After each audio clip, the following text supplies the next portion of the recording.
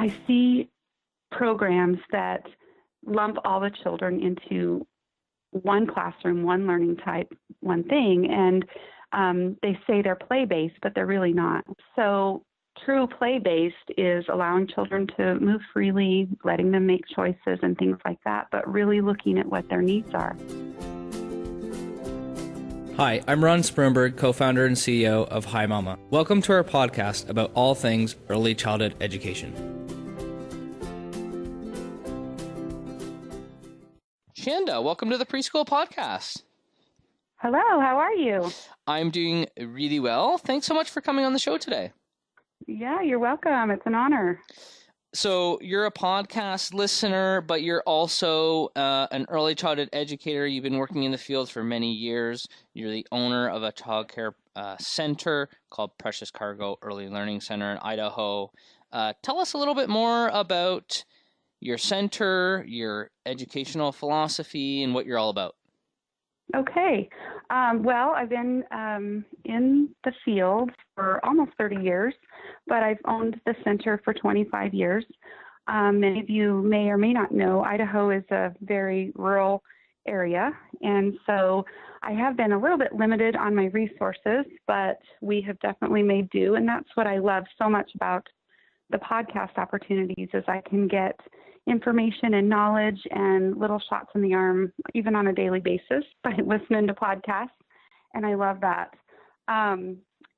My philosophy has kind of evolved, and I've started out, with some college education and then kind of taken that and tweaked it to make it my own. I say I'm a play-based center, but through the last probably 5 or 6 years, I've changed that and made it more of a needs-based.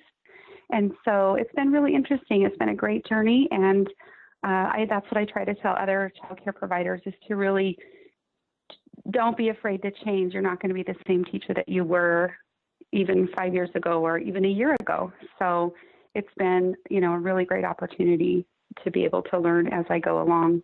Yeah, that's actually the piece I was going to ask you about because I think it's really cool that you've evolved your philosophy over time, and I think that's very important. Was that something that you did intentionally, or it just sort of happened as you progressed in your learnings and experiences? I think it was. It was just something that kind of, it just kind of evolved. The more I went to conferences and the more I delved into the resources that were available to me, books that I read, people that I connected with, we would go to workshops and things like that. And sometimes I would come away and I would be like, that is, because I'm 3 hours from anywhere, that was kind of my opportunity to get something to get me through the long winter or, get me through the summer months. And sometimes I would come away kind of disappointed. But then I would think, okay, well, I can take that little nugget that she said, and I can take this little piece of information and I can put it to use here. But when I really started seeing a change in my philosophy was when I started really observing the children. And I'm not a huge documenter. And I know a lot of centers do a lot of documentation and a lot of folders and portfolios and things like that. And I just found for so many years I was spending so much time doing that, but I really wasn't utilizing those. And then at the end of the year, when they would go on to school, the public school wasn't really interested in what our portfolios had. So I thought, I'm putting all this work into this. What if I just started observing? And so we really started, my other staff member and I started really observing the children on needs-based and what they need. And we started asking ourselves each day, what do they need? What does this child need? What does this child need? Why are they struggling here? What do they need? And what I see, because I do go into a lot of centers, I do trainings, and I've done some assessments and things like that. I see programs that lump all the children into one classroom, one learning type, one thing, and they say they're play-based, but sometimes I see that we're play-based kind of being hijacked. It's a hijacked term, and they say they're play-based, but they're really not. And so true play-based is allowing children to move freely, letting them make choices and things like that, but really looking at what their needs are.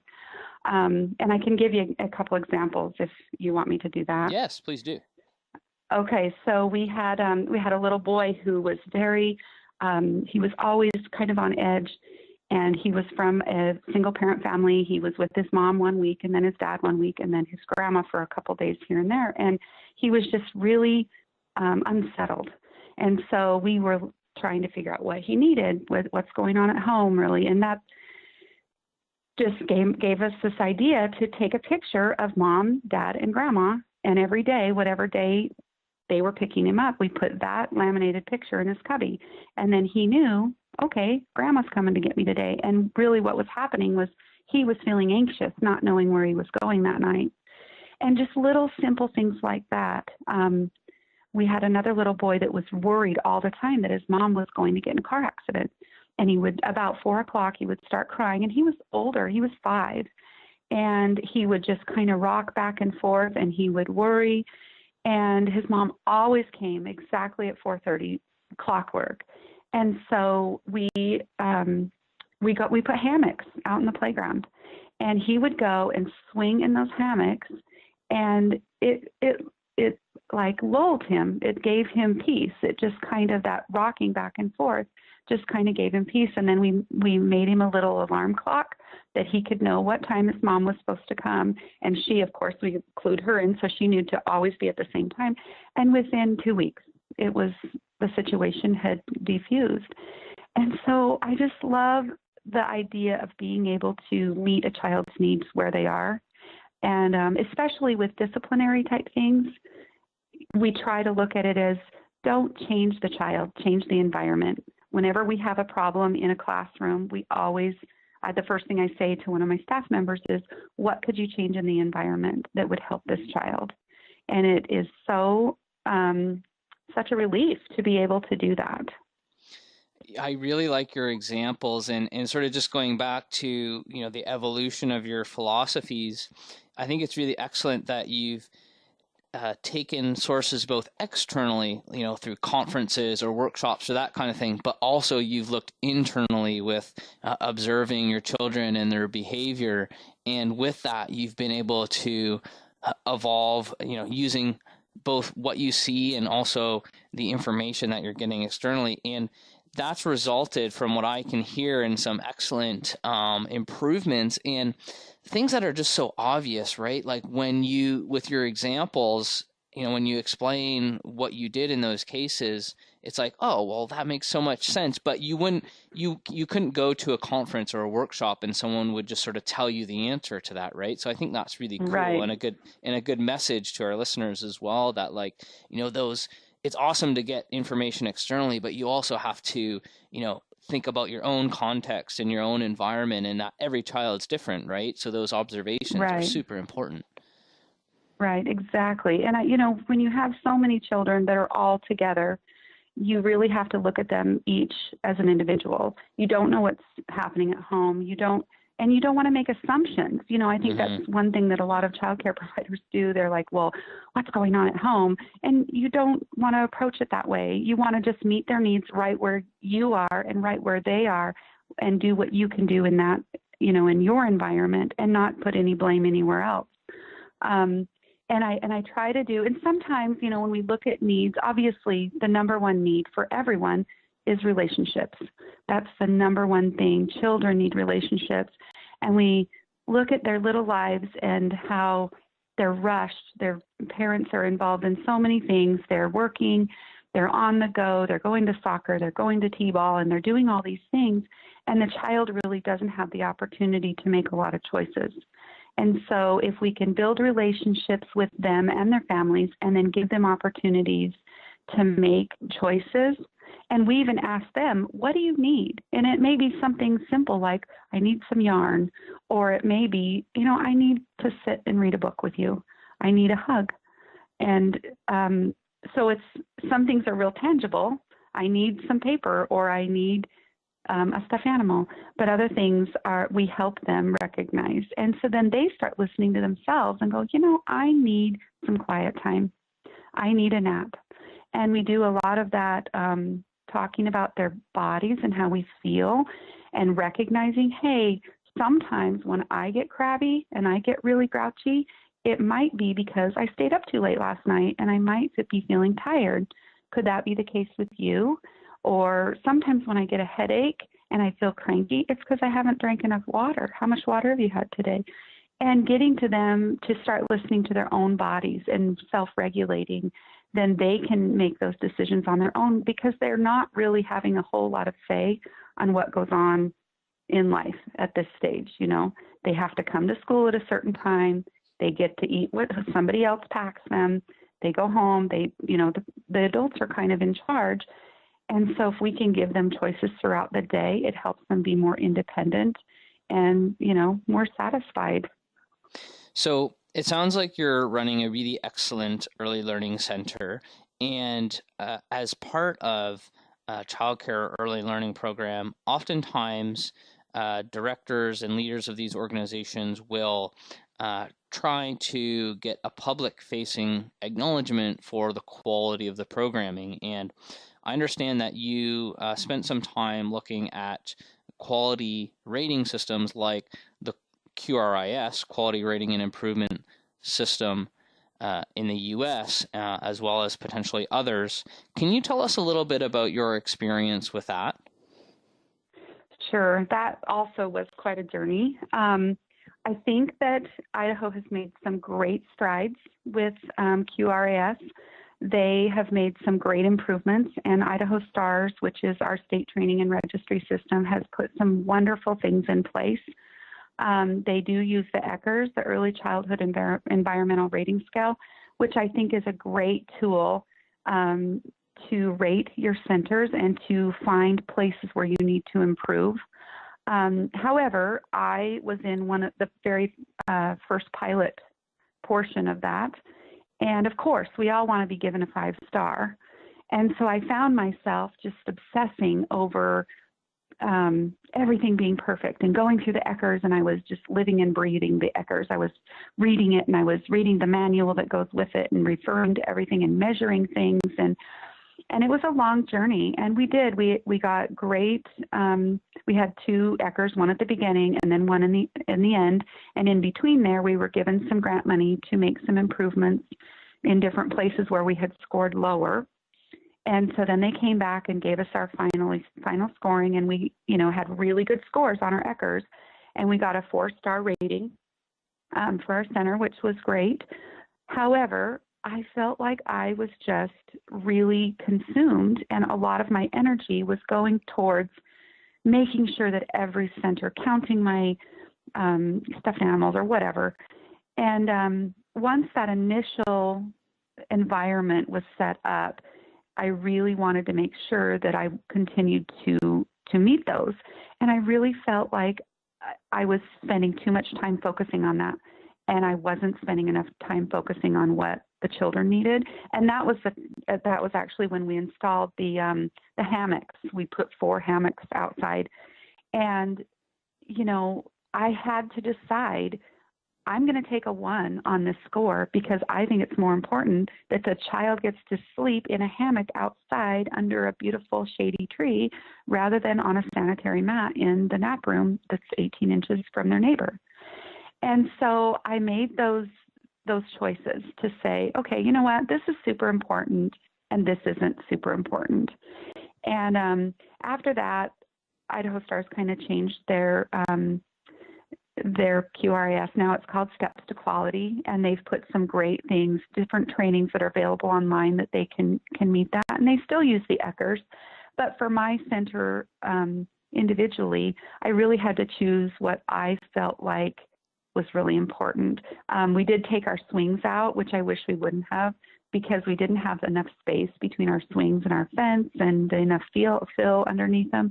But swings are so good for children. Yeah. So we actually have a playground that we walk to and we go and swing, Swinging is one of the best things for stress reduction for children.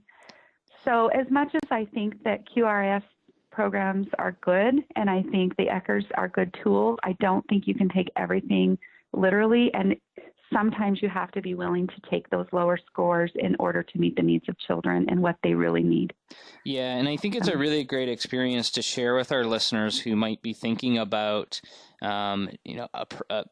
doing an assessment for a quality rating system or a scale, and sort of the pros and cons, right? And part of it is, I think, on the rating providers to always be reevaluating whether their rating scales and systems are, resulting in the best quality outcomes for the children, and then also for the directors and administrators themselves to think about the balance between, going for rating scales and stars and numbers versus right. what is best for the children. So thank you for sharing that experience.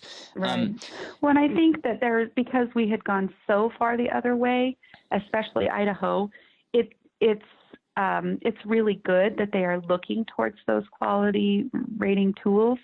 So that is a really good thing, especially for beginning programs. But I just think you have to really take some of those things with a grain of salt and always come back. And I tell providers this all the time, always come back to why you're doing this. Are you doing this so that you can hang the banner out front that says I'm a 4 or 5 star? Or are you doing this profession because you truly have a passion for a child and what their needs are? Yeah. And another thing I'll throw in there, of course, with leadership being a key part of the Preschool podcast and the message we're getting out there is to go to these rating scale providers and provide them with that feedback, right? If you think that there's things that, are a little nonsensical and are, where you're struggling to sort of balance the needs of the children with the rating skills, don't be afraid to go to these folks and provide that feedback. I'm sure they'll be happy to get it. Yeah. Right, exactly. One more thing I wanted to talk to you about before we wrap up is a community you're leading called My Intentional Play. Can you tell us a little bit more about what that's all about? Yeah, so it's called My Intentional Play, and I have a Facebook page because I go and share with providers all over Idaho. I am I guess it would be a trainer for Idaho Stars. I go and I do a 4-hour workshop with providers, and I've done that all over in various cities. But I would come home and then I'd get an email or something from somebody asking me a question. So the Facebook page was a great way for me to share what is going on in my center and then other providers to share that with us. A lot of times, because Idaho is rural, I mentioned before, we get back in our own little cubbies and we're like, oh, I haven't connected with them. Or people will say, I've always wanted to come to Salmon and see your center. And this way they can kind of see what we're doing. And like just this week, I posted, we were playing with shaving cream and they were really scratching it and pushing it. And those are finger strengthening exercises. And so you can go down your list of all your things that you think that a child should learn or know in preschool, and then you can put them with something that is play-based and so that you're implementing it within your center to help a child. So they say they don't have very strong finger muscles. Then I can post that and I can share that with the community and they will be like, oh, okay, that's what she was talking about. But I love to visit with people. I love to network. I don't sell anything, but the Facebook page is a great way for us to connect. If other people have things going on in their centers, we love to share those stories and those pictures, photos, and just network. And that's what it's all about, really reaching out to other providers to encourage them. I've learned so much from other centers, and so I want to share that as well. Yeah, it's awesome to hear about communities like this where early childhood educators are sharing their learning and experiences, because like you said, if somebody has a challenge or an issue, there's probably other people that have that too, right? So the more, the more we share with each other, the better. And, we're all facing, struggles and challenges and also things that are working and learnings as well. So that's awesome to hear that you've created this community. Yeah, and another thing that I just popped in my mind was one of the things that we shared from another town, and the little gal stood up at one of my workshops and shared it, and I've loved to pass it on. I go into a lot of programs and I see their lists of rules on the walls, 24, don't run, don't hit, don't da, da, da, da. And this little gal shared how they just have 3 rules in their class. They take care of themselves, they take care of others, and they take care of the things around us. And that has been one thing that we've used on my intentional play page. We've all shared, what does that look like? And we take photos of the child. Look at, this is what it looks like to take care of others. They're holding an ice pack on their boo-boo or putting a Band-Aid, or taking care of the things around us when we see them cleaning up. And so we've shared a lot of that of what does this look like? And children don't know what that looks like. So we can print those pictures and put them in the centers and go, oh, this is what it looks like to take care of myself. I'm washing my hands after I eat lunch. And so it really is, it's refreshing to see other providers sharing those same ideas and giving feedback as well. Yeah, I really like that tip of the, instead of using the very explicit rules, it's more like guidelines, and then the children Right. can, follow that, which seems to make a lot more sense. Right. It's been awesome having you on the show, Shanda. I think for me personally, I've learned about the benefits of evolving your philosophies and thinking based on both the community at large as well as observations of children in the classroom and in the actual experiences and moments when you're with them. And it sounds like you've done an awesome job of that. And thank you so much for sharing your experiences with our community. Sure. Well, thank you so much for having me, and I'd be happy to visit with anybody. If they want to reach out to me, they can message me on My Intentional Play or through my Facebook page, and we'd love to visit. Awesome. I'm sure some people will reach out to you, Shanda. Thanks again for coming on the show. All right. And telling us all about your experiences. It's been awesome having you. All right. Thank you. If you enjoyed our conversation, don't forget to subscribe for more episodes and leave a review.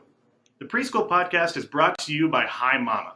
If you're anything like the thousands of teachers listening to the Preschool Podcast, you know how long it takes to fill out daily sheets, child portfolios, and lesson plans. And that's where Hi Mama saves the day. With an easy-to-use interface built by teachers for teachers, Hi Mama can cut the time you spend on documentation and parent engagement in half. Create and send beautiful daily sheets, photos, videos, and messages to parents in seconds, saving you time in your busy day. Podcast listeners can get a free tool